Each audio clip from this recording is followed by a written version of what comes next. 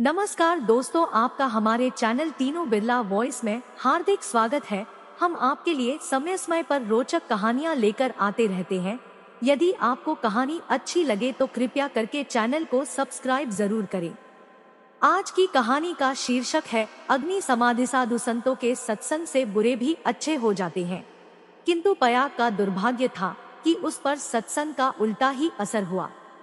उसे गांजे, चरस और भंग का चस्का पड़ गया, जिसका फल यह हुआ कि एक मेहनती उद्यमशील युवक आलस्य का उपासक बन बैठा। जीवन संग्राम में यह आनंद कहा। किसी वटवृक्ष के नीचे धूनी जल रही है। एक जटाधारी महात्मा विराज रहे हैं। भक्तजन उन्हें घेरे बैठे हुए हैं और तिल तिल पर चरस के दम लग रहे हैं। बीच बीच में भजन भी हो जाते हैं। मजूरी धातुरी में यह स्वर्ग सुख कहा। चिलम भरना पयाग का काम था। भक्तों को परलोक में पुण्यफल की आशा थी। पयाग को तत्काल फल मिलता था। चिलमों पर पहला हक उसी का होता था। महात्माओं के श्रीमुख से भगवत चर्चा सुनते हुए वह आनंद से विह्वल हो उठता था। उस पर आत्मविस्मृति सी छा जाती थी। वह सौरभ, संगीत और प्रकाश से भरे हुए एक दूसरे ही संसार में पहुंच जाता था।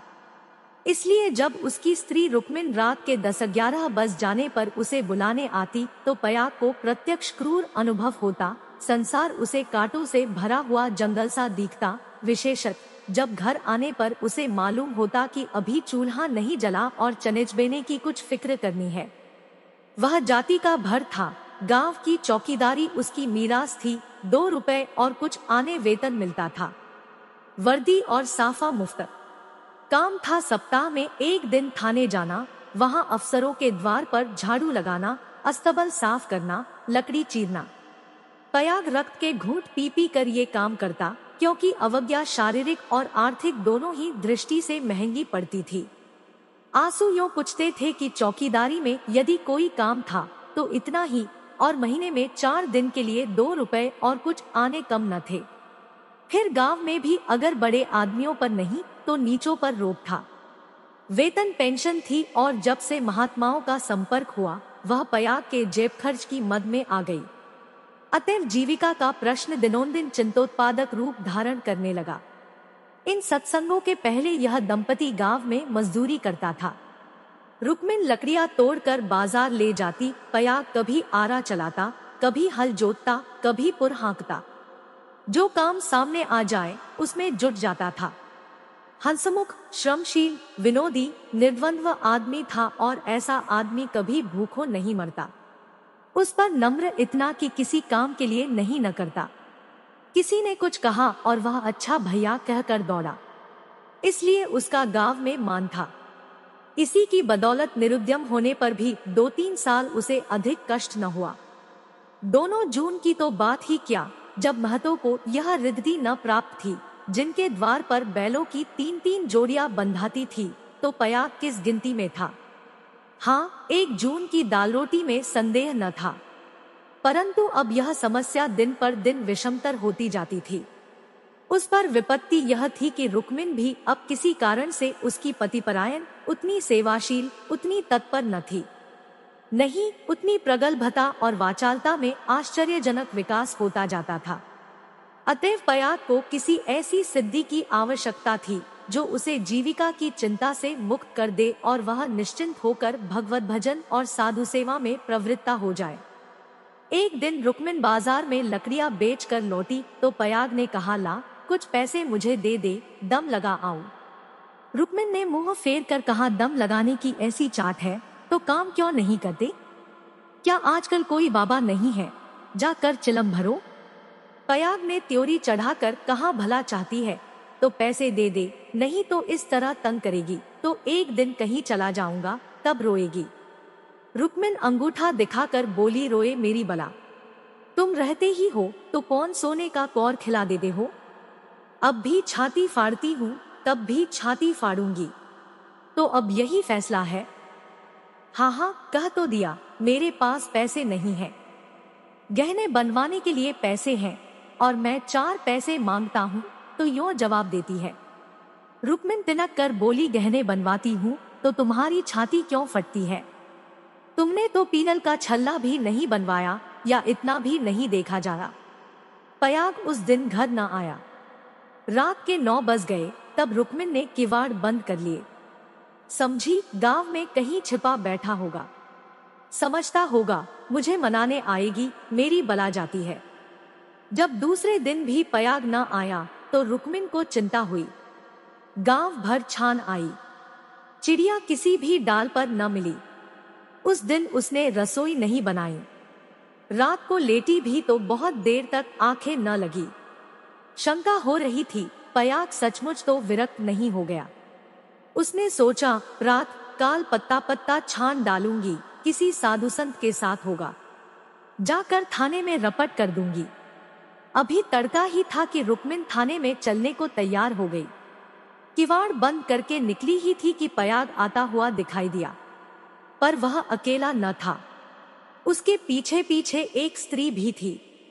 उसकी छींट की साड़ी, रंगी हुई चादर, लंबा घूंघट और शर्मीली चाल देखकर रुक्मिन का कलेजा धक से हो गया।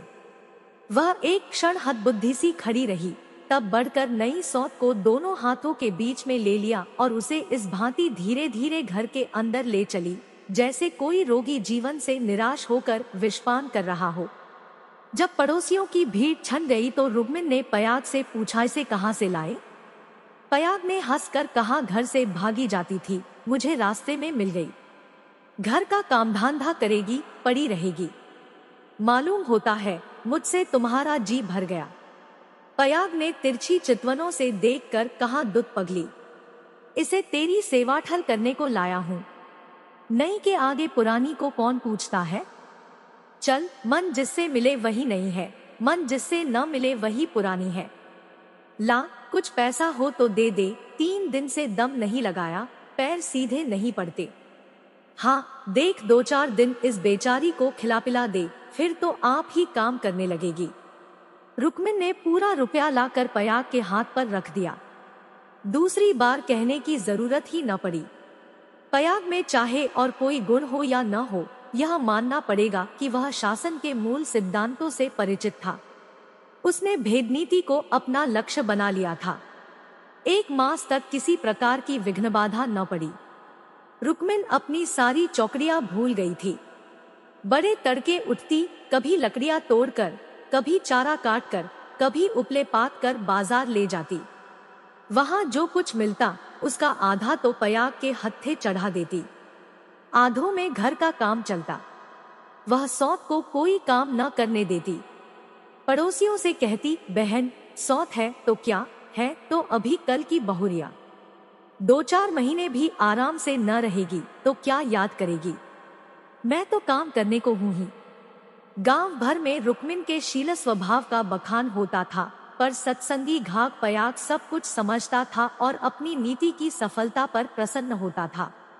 एक दिन बहू ने कहा, दीदी अब तो घर में बैठे बैठे जी उठता है, मुझे भी कोई काम दिला दो।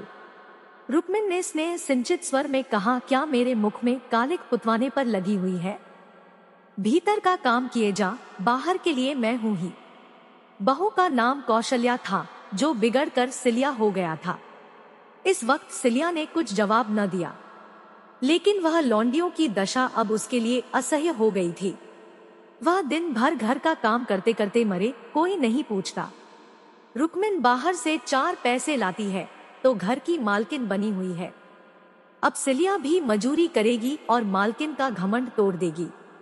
पयाग पैसों का यार है, यह बात उससे अब छिपी न थी। जब रुक्मिन चारा लेकर बाजार चली गई तो उसने घर की टट्टी लगाई और गांव का रंगढंग देखने के लिए निकल पड़ी। गांव में ब्राह्मण, ठाकुर, कायस्थ, बनिए सभी थे। सिलिया ने शील और संकोच का कुछ ऐसा स्वांग रचा कि सभी स्त्रियां उस पर मुग्ध हो गई। किसी ने चावल दिया, किसी ने दाल, किसी ने कुछ। नई बहू की आवभगत कौन न करता। पहले ही दौरे में सिलिया को मालूम हो गया कि गांव में पिसनहारी का स्थान खाली है और वह इस कमी को पूरा कर सकती है। वह यहाँ से घर लौटी तो उसके सिर पर गेहूं से भरी हुई एक टोकरी थी। पयाग ने पहर रात ही से चक्की की आवाज सुनी तो रुक्मिन से बोला, आज तो सिलिया अभी से पीसने लगी। रुक्मिन बाजार से आटा लाई थी। अनाज और आटे के भाव में विशेष अंतर न था। उसे आश्चर्य हुआ कि सिलिया इतने सवेरे क्या पीस रही है। उठकर कोठरी में आई तो देखा कि सिलिया अंधेरे में बैठी कुछ पीस रही है। उसने जाकर उसका हाथ पकड़ लिया और टोकरी को उठाकर बोली, तुझसे किसने पीसने को कहा है? किसका अनाज पीस रही है? सिलिया ने निशंक होकर कहा, तुम जाकर आराम से सोती क्यों नहीं? मैं पीसती हूँ तो तुम्हारा क्या बिगड़ता है? चक्की की घुमुर घुमुर भी नहीं सही जाती। लाओ टोकरी दे दो, बैठे बैठे कब तक खाऊंगी? 2 महीने तो हो गए। मैंने तो तुझसे कुछ नहीं कहा। तुम कहो चाहे न कहो, अपना धर्म भी तो कुछ है। तू अभी यहाँ के आदमियों को नहीं जानती। आटा तो पिसाते सबको अच्छा लगता है, पैसे देते रोते हैं। किसका गेहूं है? मैं सवेरे उसके सिर पर पटक आऊंगी। सिलिया ने रुक्मिन के हाथ से टोकरी छीन ली और बोली, पैसे क्यों न देंगे?